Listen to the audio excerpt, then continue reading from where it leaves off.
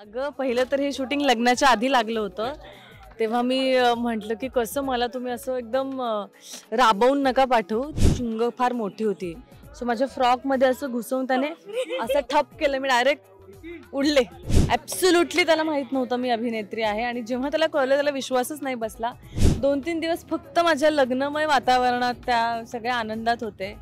पण मला आता कन्नड शिकायचं आहे. Big task. खूप प्रेमाने नवी नवरी आली असं चिडवा चिडवी टीजिंग. हॅलो नमस्कार फ्रेंड्स, मी मज्जाची नीलम घरोघरी मातीच्या चुली मालिकेच्या सेटवर आली आहे. पण हा सेट थोडासा वेगळा आहे आणि मालिकेतही आपण ट्विस्ट अँड टर्न्स बघतो. खरं तर सगळ्यांनाच माहिती आहे की रेश्माचं आत्ताच नुकतं लग्न झालंय आणि तीच रेश्मा माझ्यासोबत आहे. रेश्मा, लग्न झालं, लगेच शूटला आलीस आणि एवढं उन्हाताना शूट करते, कसं सुरू आहे सगळं? अगं पहिलं तर हे शूटिंग लग्नाच्या आधी लागलं होतं. तेव्हा मी म्हटलं की कसं मला तुम्ही असं एकदम राबवून नका पाठवू. तर मग हा सिक्वेन्स नंतर त्यांनी पुढे केला.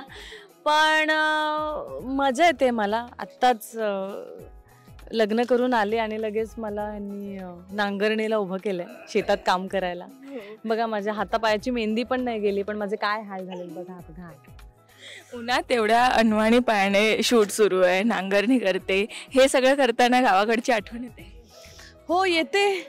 म्हणजे खूप डिफिकल्ट आहे. गावी पण असं फिरायचं असेल तर चपला घालून फिरतो, पण आता इथे गरजच होती त्याच्यामुळे ते काढून करायचं होतं.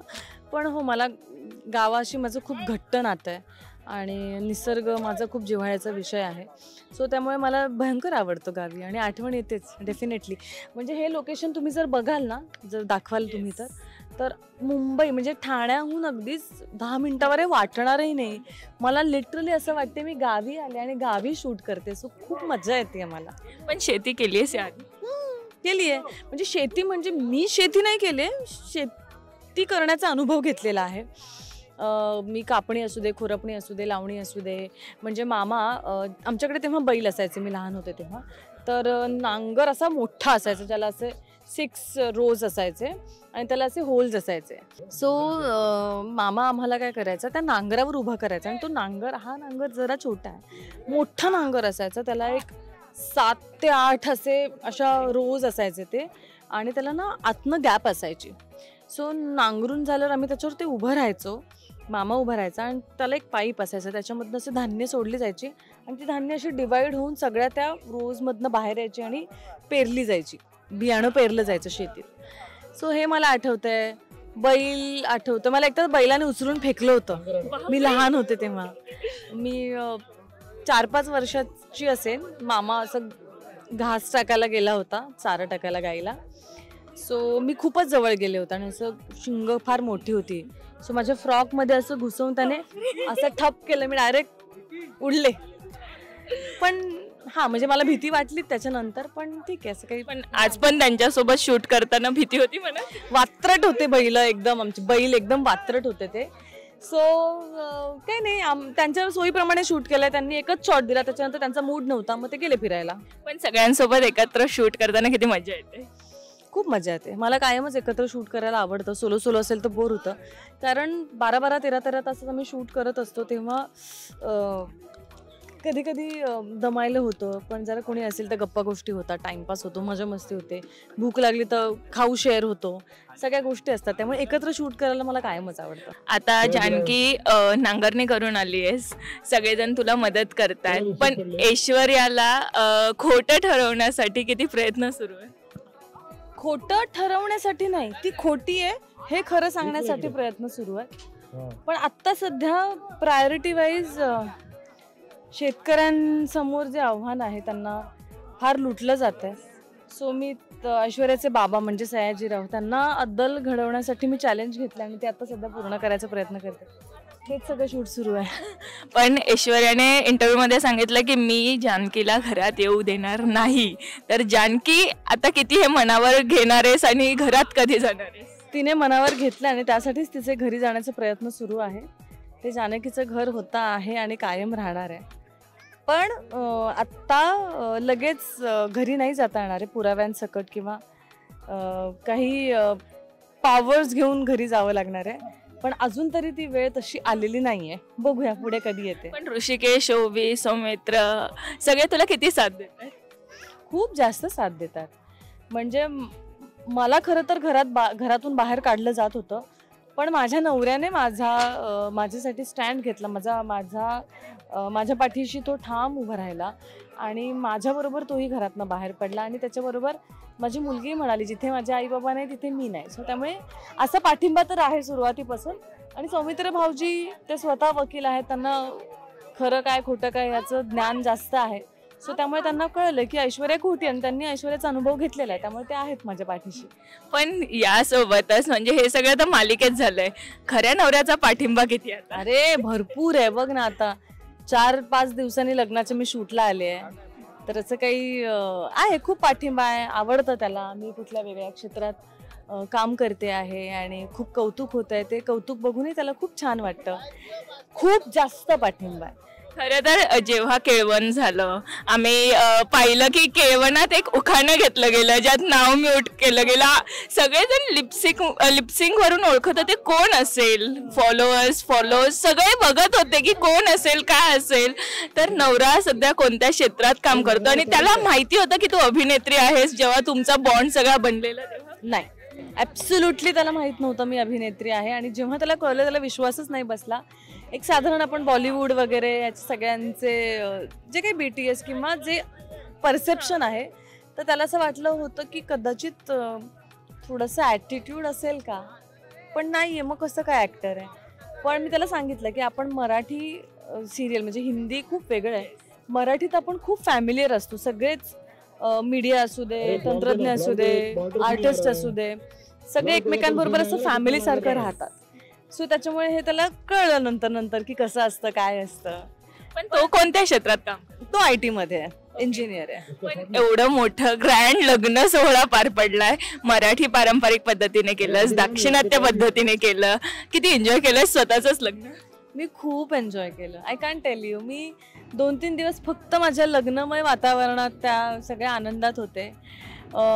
सगळ्याच गोष्टी पिन टू पियानो मी सगळं अरेंज केलं. मी आणि पवन डिस्कस करायचो काय करायचं काय नाही. आणि मला मग खूप खूप छोटंसं लग्न करायचं होतं, इंटिमेट. तसंच केलं आम्ही. खूप कमी आमच्या जवळच्या लोकांना बोलवून, नातेवाईकांना, घरच्यांना, फ्रेंड्सला. खरंच मीडियाला आणि सगळ्यांना बोलवण्यासाठी तो कम्फर्टेबल नव्हता. सो त्यामुळे आय रिस्पेक्ट दॅट. मी त्याच्या मताचा एक आदर ठेवला आणि म्हटलं की ठीक आहे, जर तुला वाटतं कम्फर्टेबल नाहीये, तू जेव्हा केव्हा कम्फर्टेबल असशील, काहीच प्रॉब्लेम नाही.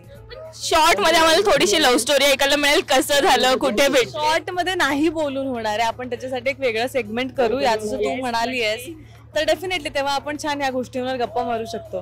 पण जेव्हा सासरीकडच्यांना त्याला कळालं की तू मालिकेत काम करते, त्याने जेव्हा तुझं काम बघितलं, तेव्हा त्याचे कॉम्प्लिमेंट्स काय आले किंवा घरून किती सपोर्ट? साऊथ मध्ये कलाकारांवर खूप प्रेम केलं जातं. मला ह्याचा अनुभव आहे, कारण माझ्या करिअरची सुरुवात करताना माझ्या फॅमिलीतनं या क्षेत्रात आहे, कसं होईल, काय होईल, कोण लग्न करेल, कसं राहील, ह्या सगळ्या गोष्टींचे विचार सुरू होते एकमेकांमध्ये. पण मी लग्न करून, म्हणजे लग्न व्हायच्या आधी माहीतच होतं मी या क्षेत्रात आहे. तेव्हापासून जे कौतुक होतं, लग्न करून गेल्यानंतर पण जे कौतुक आहे, कलाकारांना तिकडे कशा लेवलचा आणि काय लेवलचा रिस्पेक्ट आहे, हा मी अनुभवलाय. खूप फरक आहे या बाबतीत साऊथ पीपल आणि आपल्या मध्ये. Yes, definitely. गृहप्रवेश झाला, आम्ही व्हिडिओ बघितला, खूप छान घर आहे, तुझी दृष्ट काढली गेली, एवढं छान स्वागत केलं, तेव्हा तुझ्या काय भावना होत्या त्या क्षणी? सो माझा सगळ्यांनी गृहप्रवेश खूप गोड पद्धतीने, पारंपरिक पद्धतीने केला. सुनेचं कोड कौतुक करणं, तिला स्वतःच्या हाताने पहिल्यांदा खाऊपिऊ घालणं, छान असं केळीच्या पानावर पंचपक्वान्न वगैरे, सगळं खूप सागर संगीत झालं आणि खूप मजा आली. वेगळं होतं काहीतरी, मला अनएक्सपेक्टेड होतं. पण ते लोक मालिका पाहतात? नाही पाहत, कारण ऑफकोर्स आपली भाषा नाही आहे. आणि मुळात आता हल्ली वेबसिरीज आणि हे सगळं असल्यामुळे सगळे जॉबला जाणारे आहेत, त्याच्यामुळे जेवढं इझिली अवेलेबल होईल मोबाईलमध्ये किंवा जेव्हा त्यांना वेळ मिळेल तेव्हा टीव्हीवर त्यांच्या सोयीनुसार ते बघतात जे बघायचे ते.